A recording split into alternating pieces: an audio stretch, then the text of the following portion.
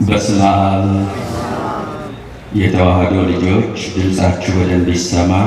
በስመ አብ ወወልድ ወመንፈስ ቅዱስ አሐዱ አምላክ አሜን።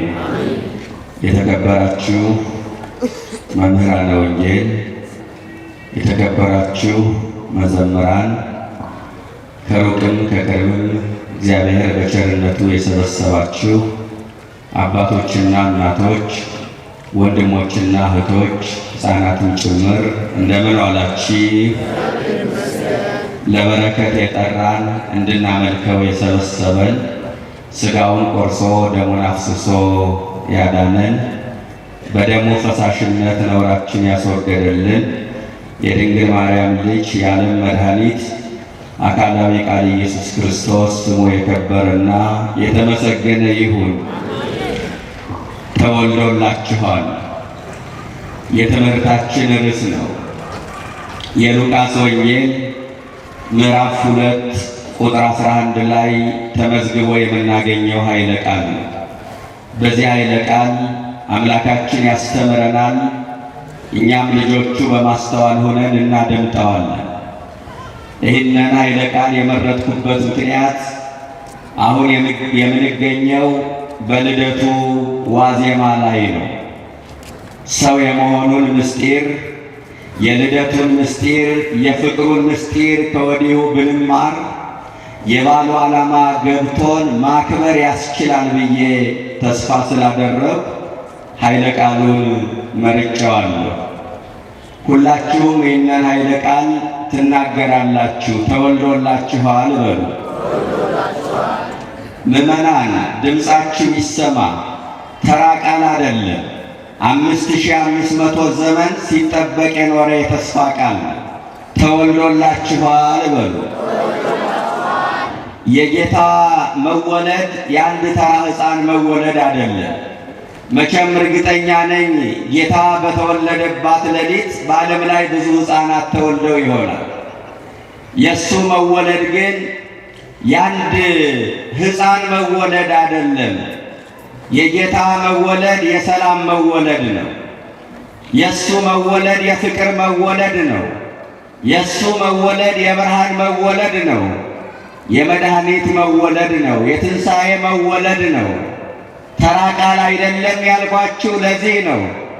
የእሱ መወለድ፣ በእሱ መወለድ ውስጥ የእኛ ልደት አለ። መቼም የተወለደው ለእኛ ነው። ስለዚህ በእሱ ልደት ውስጥ የእኛ ልደት አለ። በጥምቀቱ ጥምቀታችን፣ በሞቱ ሞታችን፣ በትንሣኤው ትንሣኤያችን፣ በዕርገቱ ዕርገታችን እንዳረጋገጥን በልደቱም ልደታችን አረጋግጠናል።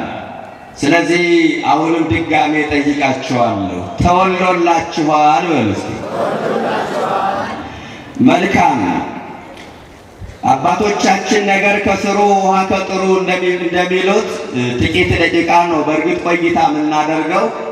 የሉቃስ ወንጌል ምዕራፍ 2 ከቁጥር 1 ጀምሮ ያለውን ሐሳብ አንስተን እንነጋገራለን። በልደቱ ሌሊት ቅዳሴ ላይ የሚነበበውን ቅዱስ ወንጌል ነው የምንማረው። እንዲህ ይላል ሲጀምር፣ ወበውእቱ መዋዕል ወፃ ትእዛዝ እምኀበ አውግስጦስ ቄሳር ከመ ይጽሐፍ ኩሉ ዓለም። በዚያን ወራት ዓለሙ ሁሉ እንዲቆጠር ከአውግስጦስ ቄሳር ትእዛዝ ወጣ ይላል። ከማን?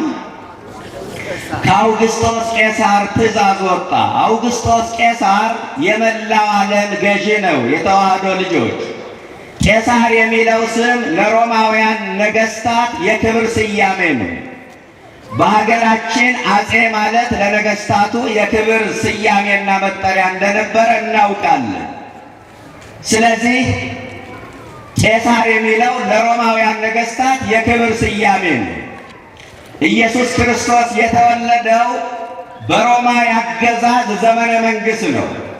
ከዛ በፊት ብዙ አገዛዞች አልፈዋል። የግብፃውያን አገዛዝ፣ የአሦራውያን አገዛዝ፣ የባቢሎናውያን አገዛዝ፣ የግሪክ አገዛዝ አልፏል። ካገዛዝ ሁሉ መርጦ ጌታ ኢየሱስ የተወለደው በሮማውያን ያገዛዝ ዘመነ መንግስት ነው። ይህም ምክንያት አለው ምዕመናን። ምሳሌው ሙሉ ላይሆን ይችላል። ሙሉ የሆነ ምሳሌም የለም። የሮም መንግስት ለእግዚአብሔር አብ መንግስትነት ምሳሌ አለው። ንጉሠ ነገሥቱ ከሮም ከተማ አይወጣም። ነገር ግን በመልእክተኞች አማካይነት ዓለምን ይገዛል። በነ ሄሮድስ በነ ጲላጦስ አማካይነት ንጉሠ ነገሥቱ ከሮም ከተማ እንደማይወጣ ሁሉ እግዚአብሔር አብን ከስፍራው አይወጣም፣ አይናወጥም። ምን ማለት ነው? ወረደ ተወለደ አይባልለትም ለእግዚአብሔር አብ። በመልእክተኞች አማካይነት ንጉሠ ነገሥቱ ዓለምን እንደሚገዛ ዓለምን እንደሚቆጣጠር ሁሉ እግዚአብሔር አብን ባሻው ጊዜ ቃሉ ወልድን ባሻው ጊዜ እስትንፋሱ መንፈስ ቅዱስን እየላከ ዓለምን ይገዛል። ዓለምን ይመግባል፣ ያስተዳድራል። የፀሐይ ብርሃን ከስፍራዋ አትናወጥም። ነገር ግን ከስፍራዋ ሳትናወጥ ብርሃኗን ሙቀቷን ለዓለም ታደርሳለች። ፀሐይ በትምህርተ ሥላሴ ፀሐይ ለሥላሴ ምሳሌ ሆና ቀርባለች። ፀሐይ ሦስት ሁነቶች አሏት። አካል አላት፣ ብርሃን አላት፣ ሙቀት አላት። በአካሏ አብ ይመሰላል፣ በብርሃኗ ወልድ ይመሰላል፣ በሙቀቷ መንፈስ ቅዱስ ይመሰላል። የፀሐይ አካሏን እንደማናየው ሁሉ እግዚአብሔር አብንም አላየነው። በእቅፉ ያለው አንድ እርሱ፣ በአባቱ እቅፍ ያለው እርሱ ተረከልን ስለ እርሱ እንጂ እግዚአብሔር አብን አላየነው። የፀሐይ ብርሃኗን እንደምናይ ወልድን ሥጋ ለብሶ አይተነዋል። የፀሐይ ብርሃን ከስፍራዋ ሳትናወጥ ሙቀቷን ብርሃኗን ለዓለም እንደምታደርስ ሁሉ እግዚአብሔር አብን ሙቀቱ መንፈስ ቅዱስን ብርሃኑ ወልድን እየላከ ዓለምን ይመግባል፣ ያስተዳድራል፣ ይገዛል። ኢየሱስ ክርስቶስ በሮማ ያገዛዝ ዘመነ መንግሥት የተወለደበት ምክንያት ለዚህ ነው ምዕመናን። የተወለደው ደግሞ የሰው ዘር እንዲቆጠር አዋጅ በታወጀበት ዕለት ነው። ክርስቶስ የተወለደው የሰው ዘር በሚቆጠርበት ዕለት ነው። ለምን?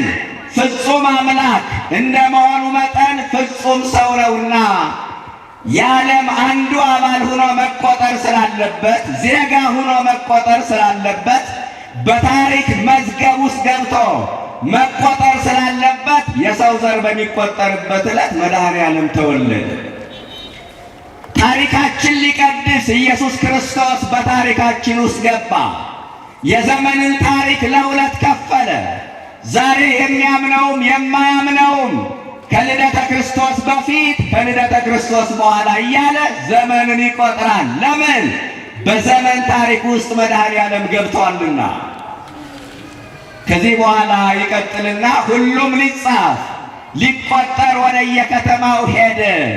ዮሴፍም ከዳዊት ቤትና ወገን ስለነበረ ከገሊላ ከናዝሬት ከተማ ተነስቶ ቤተልሔም ወደ ምትባል ወደ ዳዊት ከተማ ጸንሳ ከነበረች ከእጮኛው ከማርያም ጋር ሊቆጠር ሄደ። ከማን ጋር? ከማርያም ጋር ሊቆጠር ሄደ። ይገርማል። ወደ የት ሄደ? ወደ ቤተልሔም። ለካስ ኢየሱስ ክርስቶስ የሚወለድበት ዘመን ብቻ ሳይሆን የሚወለድበትን ቦታ ተወስኗል። ለካስ ኢየሱስ ክርስቶስ የተወለደው በቤተልሔም ነው። ለምን? የተነገረው ትንቢት መፈጸም ስላለበት። በትንቢተ ሚክያስ ምዕራፍ 5 ቁጥር 2 ላይ አንቺ ኤፍራታ ቤተልሔም በይሁዳ አእላፋት መካከል ትሆኚ ዘንድ ታናሽ ነሽ፣ ነገር ግን አወጣጡ ከቀድሞ ጀምሮ ለዘላለም የሚሆን ንጉሥ በአንቺ ይወጣልና ይላል። ቤተልሔምን ታናሽ ነሽ አላት። እንዳነሰሽ ግን አልቀረችም። ኢየሱስ ክርስቶስ ሲወለድባት ከፍ ብላለች። እንዳነስን አንቀርም ምእመናን። በዝቅታ ውስጥ አንቀርም። ከፍ የምንልበት ጊዜ አለ። ቀና ቀና የምንልበት ጊዜ ይመጣል። እንኳን ሰዎችን ሀገርን ቦታን ያከብራል። እንኳን ሰውን ሀገርን ከፍ ከፍ ያደርጋል ኢየሱስ ክርስቶስ። ቤተልሔም ታናሽና የተናቀች ከተማ ነች። በነገራችን ላይ በልደቱ የተናቁ ነገሮችን ሲመርጥ እናያለን። በጣም የሚደንቀው ነገር ይሄ ነው። ልትከታተሉኝም የሚገባው ነገር በልደቱ የተናቁ ነገሮችን ሲመርጥ እናያለን። ሰው የመሆኑ ምስጢር ምዕመናን ሊገባን ይገባል። ለምን እንደሆነ ታውቃላችሁ? አሁን የሚብለጨለጨው ነገር ሰው የመሆኑን ምስጢር እንዳያስረሳ እንፈራለን። መብሉ፣ መጠጡ፣ ዘፈኑ፣ ጨዋታው፣ ጭፈራው ሰው የመሆኑን ምስጢር የልደቱን ምስጢር እንዳያደበዝዝብን እፈራለሁ። ፈረንጆቹ ያመጡብን ጣጣ የሚብለጨለጨው ነገር እንዳይሸፍንብን እፈራለሁ። ልደቱ ሲመጣ ምንድነው ትዝ የሚላችሁ? ፈረንጆቹ ትዝ የሚላቸው ስለ ገና አባት ነው፣ ስለ ገና ዛፍ ነው፣ ስለ በረዶ ነው፣ ለሕፃናት ስለሚያድሉት ከረሚላ ነው። እኛ ገር ላይስ ልደቱ ሲመጣ ምንድነው ትዝ የሚለን? አሁን እየተረሳ የመጣ ይመስላል እንጂ ትዝ የሚለን የገና ጨዋታ ነው። ከዚህ በላይ ግን ሰው የመሆኑ ምስጢር ሊገባን ይገባል። ጥቃቅን የሆነው ነገር እንዳይሸፍንብን እፈራለሁ። በልደቱ የተናቁ ነገሮችን ሲመርጥ እናያለን። ከሀገር የተናቀች ሀገር ቤተልሔምን መረጠ። ቤተልሔም የተናቀች፣ በችግር የተመታች፣ ድህነት ያጠቃት ከተማ ነች። በላይዋ ላይ የተቀመጡባትን ሰዎች እንደ ብረት ምጣድ በችግር እሳት እየለመለመች የምታባርር ከተማ ነበረች። እነ ኑኃሚን በረሃብ ምክንያት ከቤተልሔም ወጥተው ወደ ሞዓብ ተሰደዋል። ቤተልሔም ማለት ግን የእንጀራ ቤት ማለት ነው። ስሟ ከግብሯ ጋር መገናኘት አልቻለም። ስሟ የእንጀራ ቤት ነው፣ እንጀራ ግን የለባትም። ለካስ እግዚአብሔር የነገን አይቶ ነው ስም የወጣላት። ዓለምን የሚያጠግበው የሕይወት እንጀራ ክርስቶስ ሲወለድባት ግን ቤተልሔም ትክክለኛ ስሟን አገኘች። እነ ኑኃሚን ተማረው የተሰደዱባት ከተማ፣ እነ ኑኃሚን የተሰደዱባት ከተማ ሰብአ ሰገል መጠው ሰገዱባት። መላእክቱ መጠው ዘመሩባት። አሁን ቤተልሔም የይገባኛል ጥያቄ የሚነሳባት ስፍራ ሆናለች። ፍልስጤምና እስራኤል ለእኛ ናት እያሉ ይጋደሉባታል። ለምን? ክርስቶስ ሲወለድባት ዋጋ አገኘች። የተናቁትን ሊያከብር የተረሱትን ሊያስታውስ እንደመጣ ለማስረዳት በተናቀች ሀገር በተናቀች ከተማ በቤተልሔም ተወለደ። አንዱ በልደቱ የምናየው ይሄ ነው። ሁለተኛ ከቦታ የተናቀ በረትን ሲመርጥ እናያለን። ከቦታ ምንን መረጠ? ንገሩ ይባሉ ድምፅ። በረትን ሲመርጥ እናያለን። መንገድ ላይ ስለተወለዱ ሕፃናት ሰምታችሁ ይሆናል። በረት ላይ የተወለደ ሕፃን ሰምታችሁ ታውቃላችሁ? በረት ላይ የተወለደ የዓለም መድኃኒት ብቻ ነው። ስሙ ለዘላለም የተመሰገነ ይሁን። እሱ ብቻ ነው። በቤተ መንግሥት ይወለዳል ተብሎ ሲጠበቅ በከብቶች በረት ተወለደ። ለዓይን በማይመች ለአፍንጫ በማይመች ስፍራ ተወለደ። ከአንዲት ልዕልት ይወለዳል ተብሎ ሲጠበቅ ከአንዲት ድሃ ድንግል ተወለደ። ወርቀ ዘቦ ግምጫ ይለብሳል ተብሎ ሲጠበቅ በጨርቅ ተጠቀለለ። እንዲያውም ሉቃስ አሁን ቀጥሎ እናየዋለን፣ በመጠቅለያ ጠቀለለችው። ይህ መጠቅለያ አባቶቻችን ምን ብለው ይተረጉሙታል? ሰፋፊ ቅጠል። ቅዱስ ያሬድም ወከደነቶ እሙ ቆጽረ በለሶን፣ እናቱ የበለስ ቅጠል ቆርጣ ለበሰችው ይላል። ለምን? አዳም ዕፀ በለስን በልቶ ጸጋው ተገፎ ነበርና ዕፀ በለስ በልተ ጸጋ ቢገፈፍ ዕፀ በለስ ለብሼ ቅጠል ለብሼ ጸጋህን መልስልሃለሁ ሲለው መድኃኔዓለም የበለስ ቅጠል ለበሰ። ስለዚህ ወርቀ ዘቦ ግምጃ ይለብሳል ተብሎ ሲጠበቅ በጨርቅ በቅጠል ተጠቀለለ። ጦር ሰብስቦ ከሮማውያን የቅኝ አገዛዝ ነፃ ያወጣናል ተብሎ ሲጠበቅ እሱ ግን የሰላም ሰው ነበረ። ሳይታገል የጣለ ሳያቆስል የማረከ እንደ ኢየሱስ ማን አለ? ክብርና ምስጋና ለስሙ ይሁን። እንደሱ ማን አለ? በኢየሩሳሌም ይነግሣል ተብሎ ሲጠበቅ መስቀሉን ዙፋን አድርጎ ሞተ። እንደጠበቁት ሆኖ ስላልመጣላቸው የገዛ ወገኖቹ አልተቀበሉትም ይላል። ለምን? እነሱ የሚጠብቁት እንዳልኳችሁ በቤተ መንግሥት የሚወለድ ኢየሱስ ነው። ከአንዲት ልዕልት የሚወለድ ኢየሱስ ነው። በጠበቁት መንገድ አይደለም ጌታ ወደዚህ ዓለም የመጣው።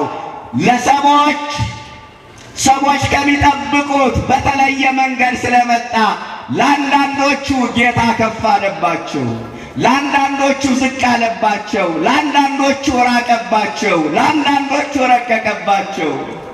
እንኳን ለኛ ለመላእክት ሳይቀር እኮ ረቀቀ።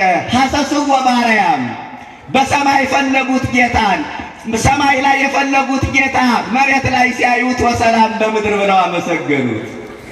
እንደገና በመሬት ያዩትን ጌታ ደግሞ በሰማይ ሲያዩት ስብሐት ለእግዚአብሔር በሰማያት ክብር ለእግዚአብሔር በአርያም ይሁን ብለው አመሰገኑት። ለመላእክቱም ሳይቀር ረቀቀ። ምእመናን፣ የሚገርመው ነገር ግን በሰማይም ያዩት በምድርም ያዩት በአንድ አካል በአንድ ባህሪ በተዋህዶ የተገለጠው የድንግል ልጅ መድኃኔ ዓለም ነው። የተዋህዶ ልጆች እሱ ነው። ስለዚህ ከቦታ የተናቀ በረትን ሲመርጥ እናያለን። ሶስተኛ ከጾታ ሴትነትን ሲመርጥ እናያለን። ዛሬ ላይ አይደለም፣ ስለ ትናንት ነው የምነግራችሁ። አይሁድ ለሴቶች ካላቸው ንቀት የተነሳ ሴትን በዘር ሐረግ እንኳን አስገብተው አይቆጥሩም። የማቴዎስ ወንጌል ምዕራፍ 1 የክርስቶስ የዘር ሐረግ የተቆጠረበት ነው። አብርሃም ይስሐቅን ወለደ፣ ይስሐቅ ያዕቆብን ወለደ እያለ ይቀጥላል። የሚገርማችሁ ነገር የኢየሱስ ክርስቶስ የዘር ሐረግ የተቆጠረው በዮሴፍ በኩል ነው። እመቤታችን በቅጽል ከጀርባ ነው የመጣች። ለምን? ሴትን በዘር ሐረግ አስገብቶ መቁጠር ስህተት ነው በአይሁድ አስተሳሰብ። ለሴቶች ካላቸው ንቀት የተነሳ እስካሁን ድረስ የሴት ልጅ መባል ስድብ ነው አይደለ? ኢየሱስ ክርስቶስ ግን ከሴቲቱ ተወልዶ የሴት ልጅ መባል ስድብ ሳይሆን ክብር መሆኑን አስተማረን። ክብርና ምስጋና ለስሙ ይድረሰው። ክብር መሆኑን አስተማረን።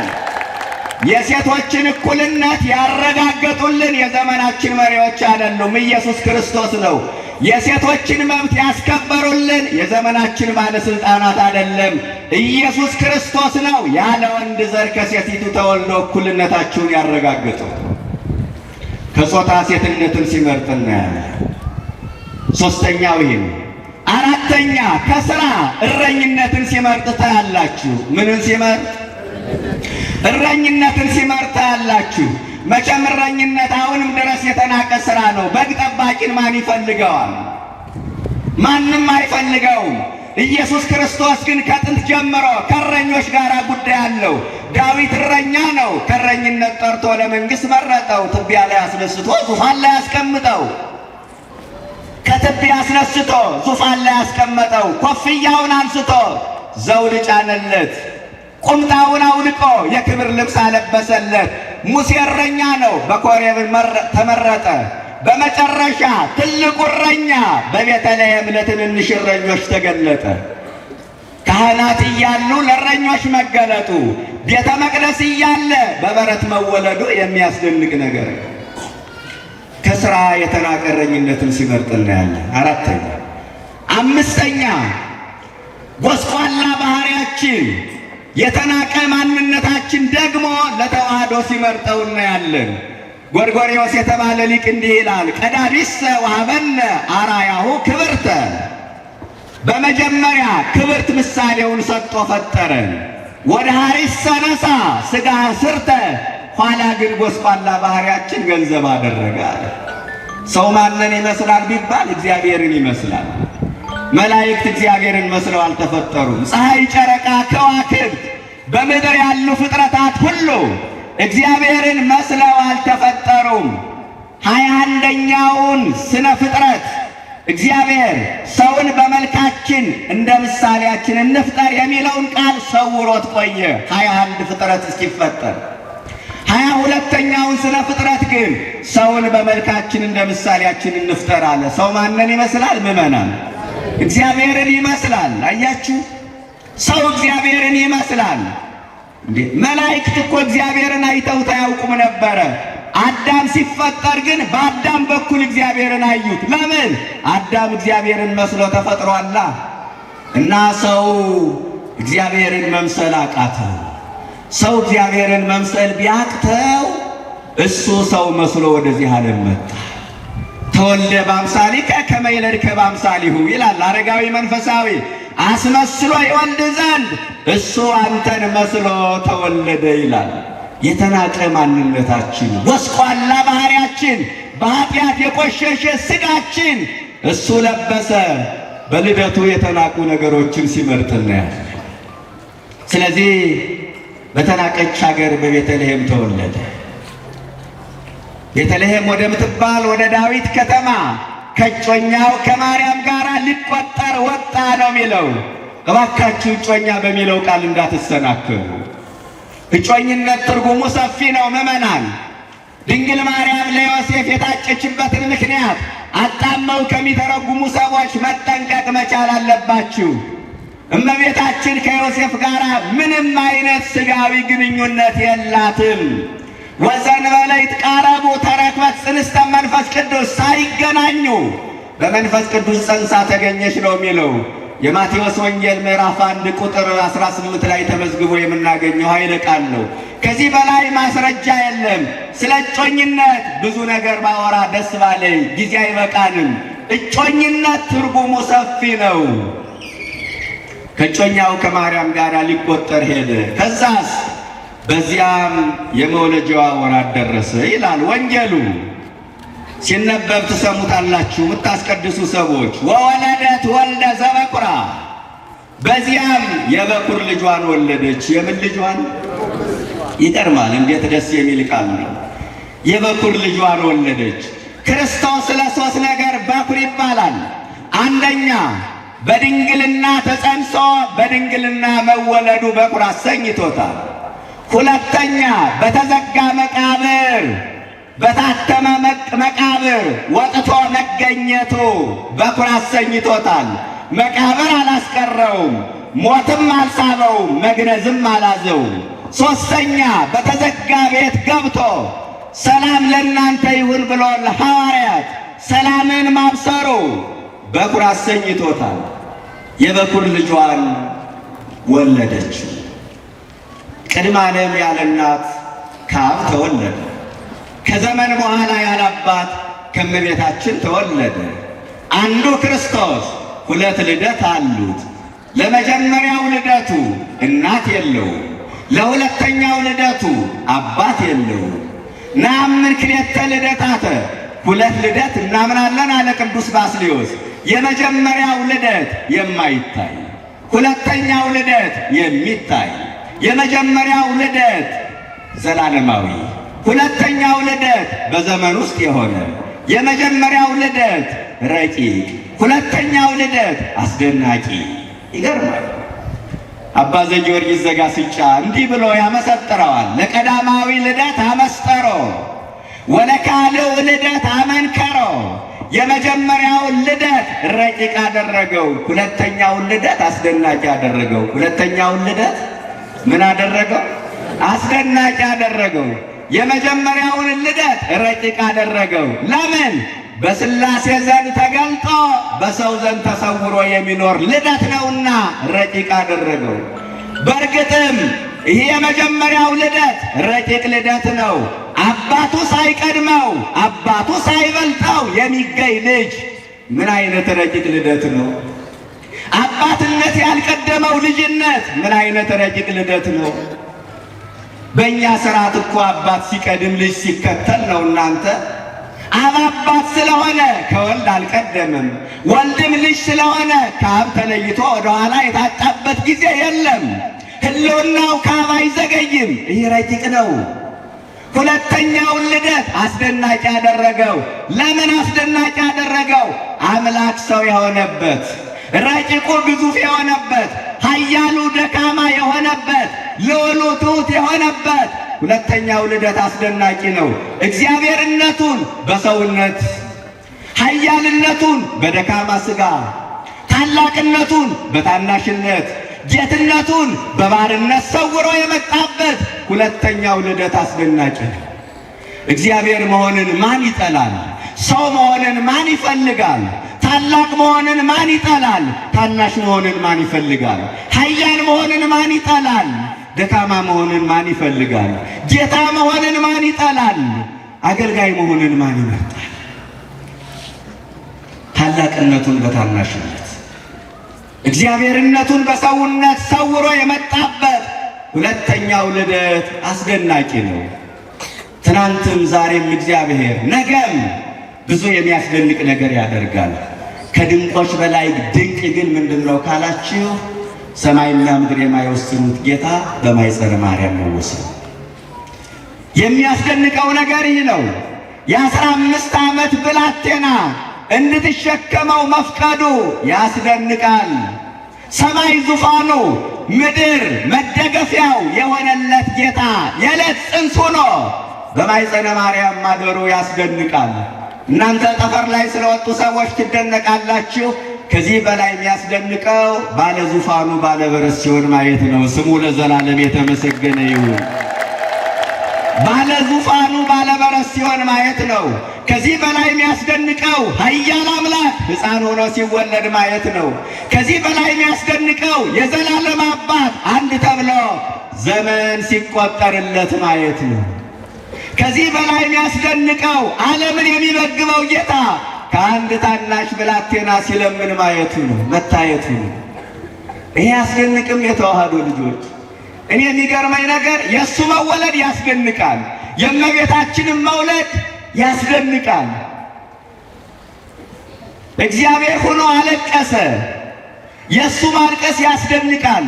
የእሷ ደግሞ ማባበል፣ እሹሩሩ ማለት፣ አይዞህ ማለት አያስደንቅም?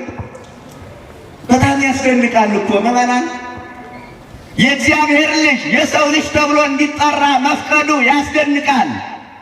እኛን ወደ ሰማይ ሊያወጣ እሱ ወደ መሬት መውረዱ ያስደንቃል። እኛን በክብር ዙፋን ላይ ሊያስቀምጥ እሱ በውርደት በረት መጣሉ ያስደንቃል።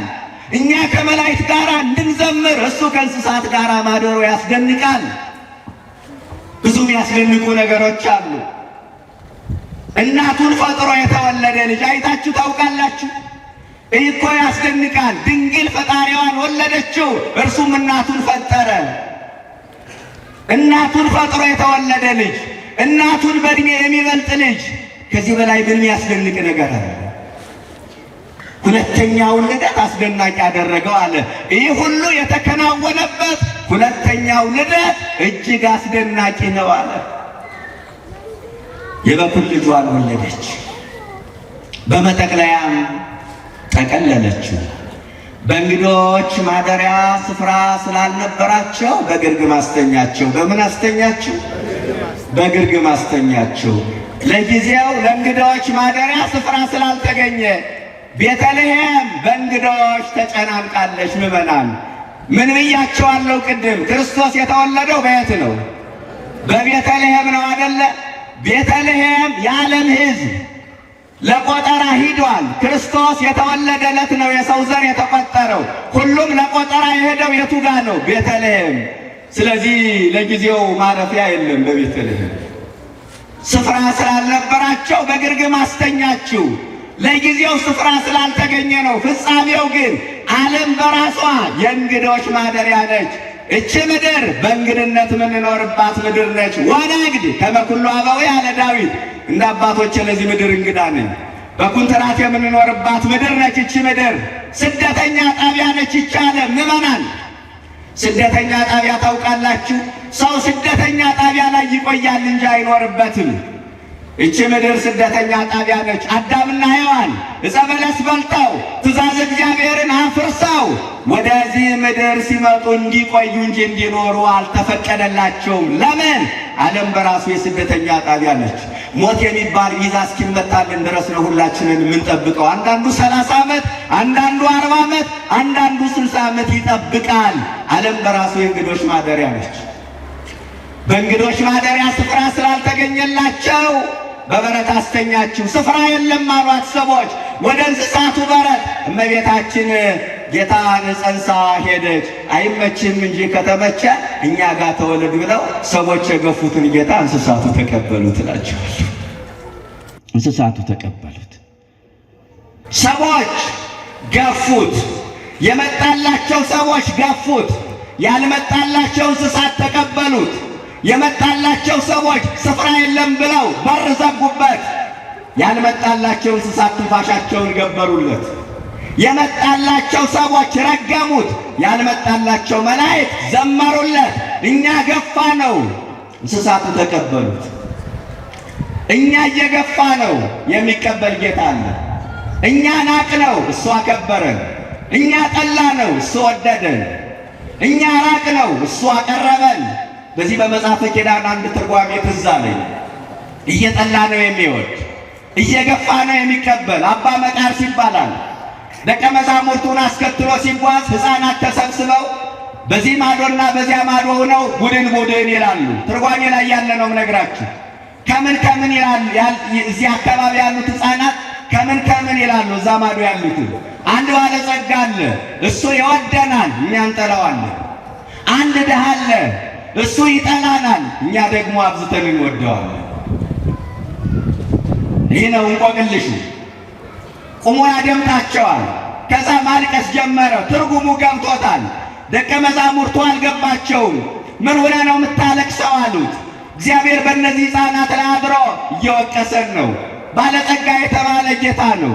እሱ ይወደናል ማለት ፍቅር ስቦት ወደዚህ ዓለም መጣ፣ በበረት ተወለደ። እኛ እንጠላዋለን ማለት እሱ እንደ ፈቃዱ መኖር አቃተን። ባለጸጋው እሱ እስመ ባይል እግዚአብሔር ወያክል ለኩሉ፣ ለሁሉ የሚበቃ ባለጸጋ፣ ለጋሽ እጆች ያሉት ባለጸጋ፣ አንዴ መስጠት ከጀመረ እየደጋገመ መስጠት የሚችል ባለጸጋ፣ ብዙ ለጋሽ ሀገራት፣ እርዳታ ሰጪ ድርጅቶች አሉ። በለጋሽነቱ ተወዳዳሪ የማይገኝለት የእርዳታ እጁን የማያጥፍ ባለጸጋ የድንግል ልጅ መድኃኔዓለም ብቻ ነው። ስሙ ለዘላለም የተመሰገነ ይሁን። እሱ ብቻ ነው ባለጸጋው፣ እሱ ነው። ይወደናል ማለት ፍቅር ስቦት ወደዚህ ዓለም መጣ። እኛ እንጠላዋለን ማለት እንደ ፈቃዱ መኖር አቃተን። ድሃ የተባለ ዲያብሎስ ነው። በእርግጥም ዲያብሎስ ድሃ ነው። ከክብር የተራቆተ ድሃ፣ ጸጋው የተገፈፈበት ድሃ፣ ገነትን ያህል ቦታ፣ እግዚአብሔርን ያህል ጌታ ያጣ ድሃ፣ ከሰማይ የተባረረ ድሃ ዲያብሎስ ድሃ ነው። ሰው ድሃ የሚባለው ልቡ ከእግዚአብሔር ሲርቅ ነው። ምዕመናን እግሩ ከቤተ መቅደስ ሲወጣ ነው። ከበጎ ሥራ ሲከለከል ነው ሰው ድሃ የሚባለው። ይህ ሥጋዊ ማጣት ድህነት አይደለም። እባካችሁ ትልቁ ድህነት እግዚአብሔርን ማጣት ነው። እኛ ሀብታሞች ነን፣ እግዚአብሔር አለልን፣ እመቤታችን አለልን፣ ቅዱሳን መላእክት አሉልን፣ ጻድቃን ሰማዕታት አሉልን። ድሆች አይደለንም። ግን ብዙ ድሃ አለ። የበረከት ድሃ፣ የንስሐ ድሃ፣ የመንፈሳዊነት ድሃ፣ የቁርባን ድሃ፣ የሃይማኖት ድሃ እና እሱ ድሃ ነው። ዲያብሎስ ድሃ ነው። ይጠላናል ማለት ከእሱ ጋር ገሃነም እንድንወርድ ይፈልጋል ማለት ነው። እኛ እንወደዋለን ማለት ዲያብሎስን ደስ የሚያሰኝ ሥራ እንሰራለን ማለት ነው ብሎ ተረጎመላቸው። እየጠላ ነው የሚወደን፣ እየገፋ ነው የሚቀበልን ማለት ይህ ነው። በእንግዶች ማደሪያ ስፍራ ስላልነበራቸው በግርግም አስተኛችሁ። እመቤታችን ጌታን ጸንሳ ወደ ሰዎች ሂዳ ስፍራ የለም ሲሏት ከሷ ጀርባ ማንን ነው እየከለከሉ ያሉት? ከሷ ጀርባ ለማን ነው ስፍራ የለም ያሉት? ንገሩ። ለኢየሱስ ክርስቶስ ነው አይደለ? አያችሁ፣ ስፍራ የለም ያሉ እሷን የመለሱ ነው የመሰላችሁ። ግን የመለሱት በሆዷ ያለውን ኢየሱስ ክርስቶስን። ለድንግል ማርያም ስፍራ የሌለው ትውልድ ለክርስቶስ ስፍራ ይኖረዋል ተብሎ አይታሰብም። እመቤታችን ቢቀበሉ ኑሮ ጌታን ይቀበሉ ነበረ። እመቤታችን ያልተቀበለ ትውልድ ጌታን ይቀበለዋል ተብሎ አይታሰብም። ዛሬ ዓለም ለጌታ ለእመቤታችን ስፍራ የለውም። በእንግዶች ማደሪያ ስፍራ ስላልነበራቸው በግርግም አስተኛችው። ከዛ በዛች ሌሊት መንጋቸውን የሚያጠብቁ እረኞች ነበሩ። የጌታ ክብር በዙሪያቸው አበራ። መልአኩ እንዲህ አለ፣ ለሕዝቡ ሁሉ የሚሆን ታላቅ የምሥራች እነግራችኋለሁ። ይህንን ቃል ሁላችሁም ተናገሩ። ለሕዝቡ ሁሉ የሚሆን በሉ፣ ታላቅ የምሥራች እነግራችኋለሁ። ለምን ሁሉ የሚሆን? የኔ መወለድ ለሕዝቡ ሁሉ ታላቅ የምሥራች መሆን አይችልም። የእናንተ መወለድ ለሕዝቡ ሁሉ ታላቅ የምስራች መሆን አይችልም። ምናልባት የኔ መወለድ ለቤተሰቤ የምስራች ሊሆን ይችላል። የእናንተ መወለድ ለቤተሰቦቻችሁ የምስራች ሊሆን ይችላል። እንኳን የኛ መወለድ የቅዱሳኑ መወለድን ለሕዝቡ ሁሉ ለሕዝብ የምስራች ሊሆን ይችላሉ። ለሕዝቡ ሁሉ ግን የምስራች መሆን አይችልም። ለሕዝቡ ሁሉ የሚሆን ታላቅ የምስራች እነግራቸዋለሁ። እንዲህ አይነት የምስራች ነው ዛሬ የምንናፍቀው። የምስራች ግን የለም። ሰው የምስራች ለማግኘት ከቦታ ቦታ ይዞራል፣ ከሀገር ሀገር ይንከራተታል፣ የዜና አውታር ይቀያየራል፣ ቻናል ይጎረጉራል። ግን የምስራች የለም። የምናየው መርዶ ነው። የምንሰማው መርዶ ነው። የምናየው እልቂት ነው። የምናየው የንጹሐን ደም ሲፈስ ነው። የምስራች የለም። የምናየው ሰዎች መጠለያቸው ፈርሶ ሜዳ ላይ ሲፈሱ ነው። የምናየው ሰዎች ንብረታቸው ወድሞ የሚበሉት የሚጠጡት አጥተው በረሃብ አለንጋ ሲገረፉ ነው። የምናየው ዳቦ በልተው ያልጠገቡ ቦርቀው ያልጠገቡ ሕፃናት ለአሞራ ምሳ ለጅብ ራስ ሲሆኑ ነው። የምናየው ሰው ፈልጎ ባልተወለደበት ቋንቋ አንገት በሰይፍ ሲቀላ ማየት ነው። የምናየው የክርስቲያን አስከሬን የትም ቦታ ተበታትኖ ሲቀር ማየት ነው። የምናየው ተወልደው ካደጉበት ለዓመታት ከኖሩበት ቀያቸው መጤነሽ መጤነ ተብለው ሲፈናቀሉ ማየት ነው። አንዱ ፈተና ሲያል ሌላው ፈተና ይመጣል። አንዱ ችግር ሲያል ሌላው ችግር ይመጣል። አንዱን ጉድ ብለን ሳንጨርስ ሌላ ጉድ እንሰማለን። በአንዱ መከራ ተገርመን ሳናበቃ ሌላ መከራ ይጠብቀናል። የምስራች የለም። ይሄ የምስራች ግን ልብን የሚያሞቅ የምስራች ነው። ይሄ የምስራች ግን ሐዘንን በደስታ የሚለውጥ ትካዜን የሚያርቅ የሚያጽናና የምስራች ነው። ለሕዝብ ሁሉ የሚሆን የምስራች ሰምታችሁ ታውቃላችሁ? የዳቦ ዋጋ ቀነሰ ቢባል ለሕዝብ ሁሉ የምስራች ሊሆን አይችልም። ለሀብታሞች የምስራቻቸው አይደለም። ምናልባት ለድሆቹ የምስራች ሊሆን ይችላል። የነዳጅ ዋጋ ቀነሰ ቢባል ለሕዝብ ሁሉ የምስራች አይሆንም። ላላቸው ሀብታሞች ጉዳያቸው አይደለም። ምናልባት ለድሆች የምስራች ሊሆን ይችላል። የመድኃኒት ዋጋ ቀነሰ ቢባል ለሕዝቡ ሁሉ የምስራች አይሆንም። ለበሽተኞች የምስራች ሊሆን ይችላል። አለው ለሚሉ ወጣቶች ግን የምስራች አይሆንም። ይህን ያህል ሺህ ሰው የሚይዝ ስታዲየም ተገነባ ቢባል ለሕዝቡ ሁሉ የምስራች ሊሆን አይችልም። ለወጣቱ የምስራች ሊሆን ይችላል። ኪራይ ላይ ሶን ለሚሉ እናቶች ግን የምስራች ሊሆን አይችልም። የሕዝቡ ሁሉ የሚሆን ታላቅ የምስራች ዛሬ በዳዊት ከተማ እርሱም መድኃኒት የሆነው ጌታ ተወልዶላችኋል ነው። የተዋህዶ ልጆች ተወልዶላችኋል። በቃ የሚያካትተው የምስራች ይሄ ነው። ሁሉንም ሊያግባባ የሚችል የምስራች የጌታ መወለድ ብቻ ነው። ለሕዝቡ ሁሉ የሚሆን ታላቅ የምስራች እነግራችኋለሁ። እርሱም በዳዊት ከተማ መድኃኒት ክርስቶስ ተወልዶላችኋል። እያሳጠርኩት ልሂድ። 10 ደቂቃ ብቻ ታግሱ። ያንንም ላልቆይ ይችላል። ከዛ ምልክቱም እንዲህ ይሆንላችኋል፣ ይህም ምልክት ይሆንላችኋል ይላል ሉቃስ ሲናገር። ሕፃን ተጠቅልሎ በግርግም ተኝቶ ታገኙታላችሁ። ሕፃን ምን ብሎ ተጠቅልሎ፣ ሕፃን ተጠቅልሎ በግርግም ተኝቶ ታገኙታላችሁ። ይገርማል። ሉቃስ ሕፃን ይለዋል፣ ማቴዎስ ደግሞ የተወለደው ንጉሥ ይላል። ይገርማል። ዘገባቸው በራሱ ይደንቃል። ሉቃስ ሕፃን ይለዋል የተወለደውን፣ ማቴዎስ ደግሞ የተወለደው የአይሁድ ንጉሥ ወዴት ነው ይላል። ቢወለድ አንድ ሕፃን አልጋ ወራሽ ሆኖ ይወለዳል እንጂ ንጉሥ ሆኖ ይወለዳል እንዴ? ከመወለዱ በፊት ንጉሥ፣ ሲወለድ ንጉሥ፣ ከተወለደ በኋላ ለዘላለም ንጉሥ ኢየሱስ ክርስቶስ ብቻ ነው። የተዋህዶ ልጆች እሱ ብቻ ነው ለዘላለም ንጉሥ። በሚታይ ዕድሜ ቢሆን ለዚህ ሕፃን 70 ሰገል ወድቀው አይሰግዱለትም ነበረ። በሚታይ ሕፃንነት ግን ዘላለማዊ አባትነት አለ። በሚታይ ሕፃንነት ዘላለማዊ ንግሥና አለ። በሚታይ ሕፃንነት ዘላለማዊ አምላክነት አለ። ስለዚህ 70 ሰገል ዘውዳቸውን አንስተው ለዚህ ሕፃን መሬት ላይ ተነጥፈው ሰገዱለት። ለምን ካላችሁ በሚታይ ሕፃንነት ዘላለማዊ አባትነት አለና። ሉቃስ ሕፃን አለው። ኢሳይያስም እንደዛ ነው የሚለው። በትንቢተ ኢሳይያስ ምዕራፍ 9 ቁጥር 6 ላይ ሕፃን ተወልዶልናል ወንድ ልጅም ተሰጥቶናል አለ። ተወልዶልናል ነው ያለው። ሕፃን ወለደች አይደለም የሚለው እመቤታችን። የተወለደው ለሷ ብቻ አይደለም ለሁላችንንም ጭምር ነው። ሕፃን ተወልዶልናል ወንድ ልጅም ተሰጥቶናል አለ። ሰጪው ስጦታ ሆኖ መጣ። ሚደንቅ እኮ ነው። ብዙ ነገር ሰጥቶናል። በመጨረሻ ራሱ ስጦታ ሆኖ መጣ። እኛ ያልሰጠነው፣ እኛ የከለከልንበት፣ እኛ ያላደረግንለት ብዙ ነገር አለ።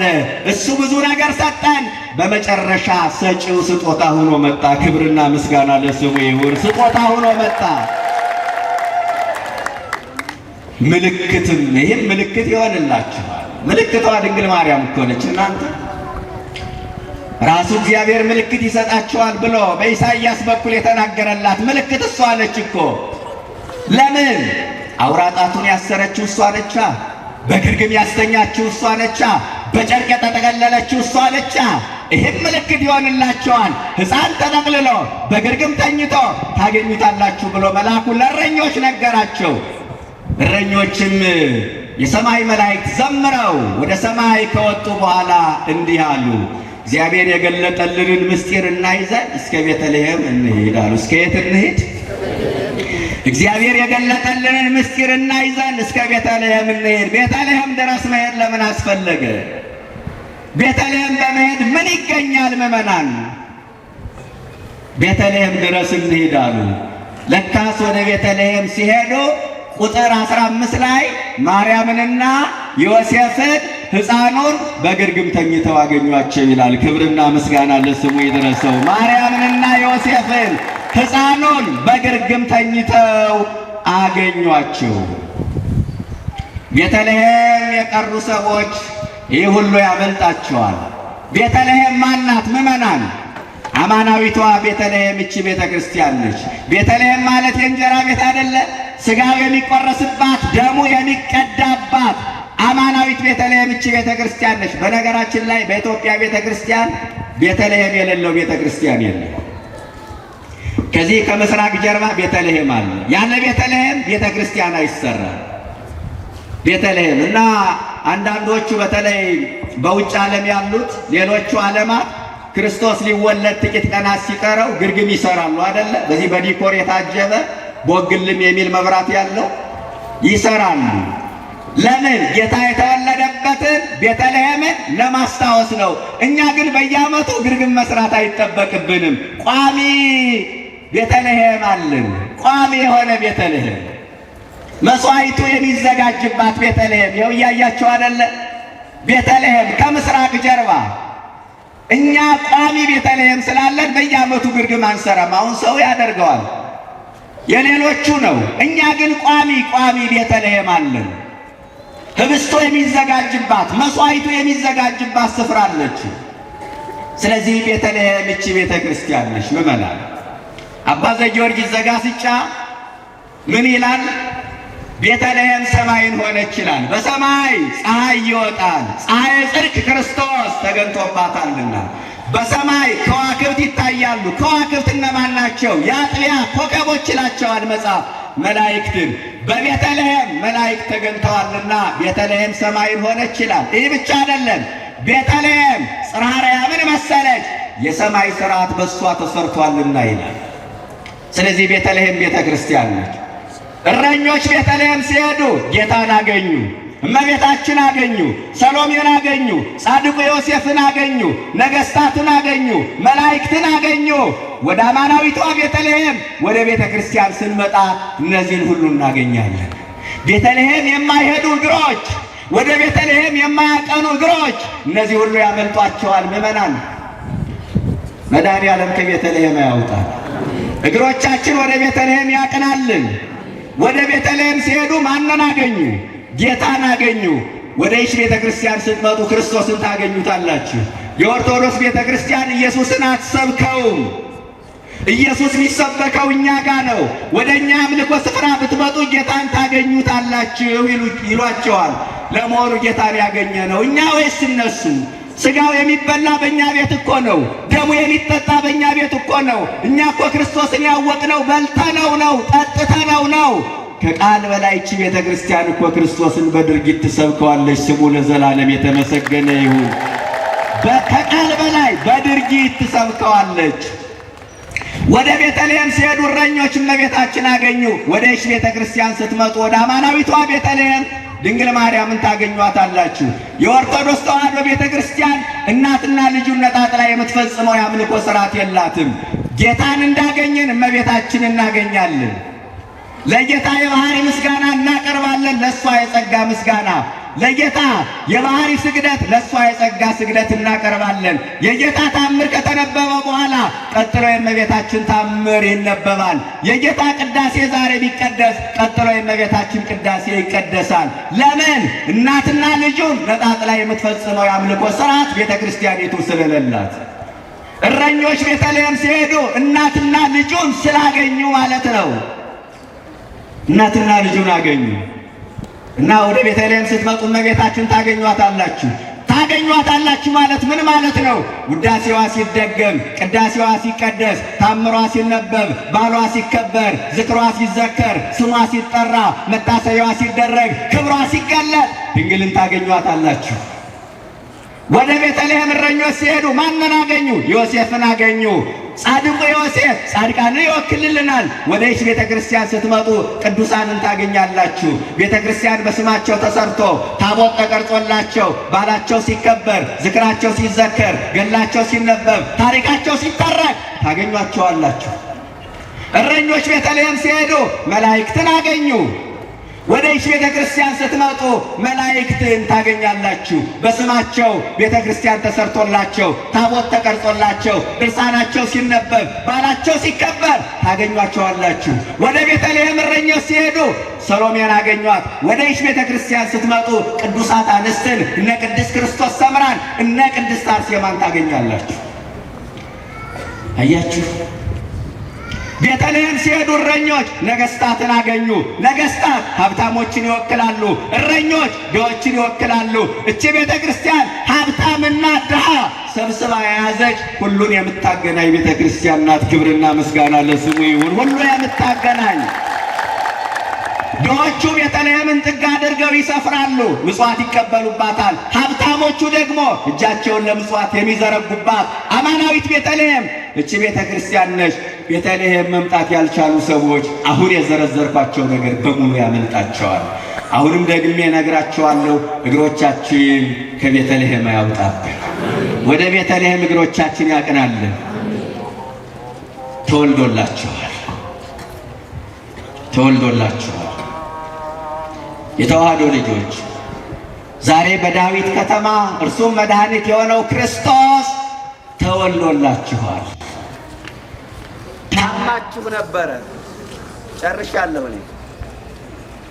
በኃጢአት ታማችሁ ነበረ። እየሰማችሁ ነው? አንድ ደቂቃ ብቻ። በኃጢአት ታማችሁ ነበረ። እርሱ ግን ሊፈውሳችሁ መድኃኒት ሆኖ ተወልዶላችኋል። ምን ታማችሁ ነበረ? ንገሩኛ በአንድ ድምፅ። በኃጢአት ታማችሁ ነበረ። ሊፈውሳችሁ ምን ሆኖ ተወልዶላችኋል? መድኃኒት ሆኖ ተወልዶላችኋል። ተርባችሁ ነበረ። ሊያጠግባችሁ የሕይወት እንጀራ ሆኖ ተወልዶላችኋል። ተወልዶላችኋል። በጨለማ ውስጥ ነበራችሁ። ድቅድቁን ጨለማ ሊገፍላችሁ ብርሃን ሆኖ ተወልዶላችኋል። በሞት ውስጥ ነበራችሁ። ሕይወት ሆኖ ተወልዶላችኋል። ሙታን ነበራችሁ። ትንሣኤ ሆኖ ተወልዶላችኋል። አያችሁ። መንገድ ጠፍቶባችሁ ነበረ። መንገድ ሆኖ ተወልዶላችኋል። የተናቀ ማንነታችን ያከበረ ሰው በመሆኑ ፍጹም ፍቅሩን የገለጠ እኛን ከኃጢአት በሽታ ሊፈውሰን መድኃኒት ሆኖ የተወለደ የድንግል ልጅ ስሙ ለዘላለም የተመሰገነ ይሁን። ለብርሃነ ልደቱ አምላካችን ለብርሃነ ልደቱ በሰላም ያድርሰን። ደርሰናል፣ ተቃርበናል። ብርሃነ ልደቱን ለማየት ያብቃል። ጨርሻለሁ። ከዚህ ጋር አያይዤ የምነግራችሁ ነገር ምዕመናን የልደቱን ምስጢር የልደቱን በዓል ስናከብር በልደቱ ቅድም ያየናቸው ነገሮች እንዳሉ ታውቃላችሁ። በልደቱ የተናቁ ነገሮችን ሲመርጥ አይተናል ብያቸዋለሁ። ዓለም የናቀቻቸው፣ ዓለም የገፋቻቸው፣ ፊቷን ያዞረችባቸው ይህንን ሳልናገር ብቀር በእውነት የወንጌሉ ዓላማ ስለሚፈርስ ነው። ዓለም የገፋቻቸው፣ ዓለም የናቀቻቸው በኑሮ በኢኮኖሚ ዝቅተኛ የሆኑ ድሆች አሉና በዓሉን ከድሆች ጋር አሳልፉ፣ እንጀራ አብሏቸው። እኛ ቤት ያፈራውን ስንበላ ስንመገብ ደረቅ ዳቦ ቆርጥመው የሚያድሩ ድሆች አሉ። ጾማቸውን ድፍት ብለው የሚያድሩ ድሆች አሉና በዓላትን ከድሆች ጋር ማሳለፍ ይገባል። ስለዚህ ሁላችንንም የበዓሉ ምስጢር ከገባን ሰው የመሆኑ ምስጢር ከገባን በዓሉን ከድሆች ጋር ልናሳልፍ ይገባል። ያስተማረን የገሰጸን አምላካችን ስሙ የተመሰገነ ይሁን። ወስብሐት ለእግዚአብሔር። እግዚአብሔር ይስጥልን።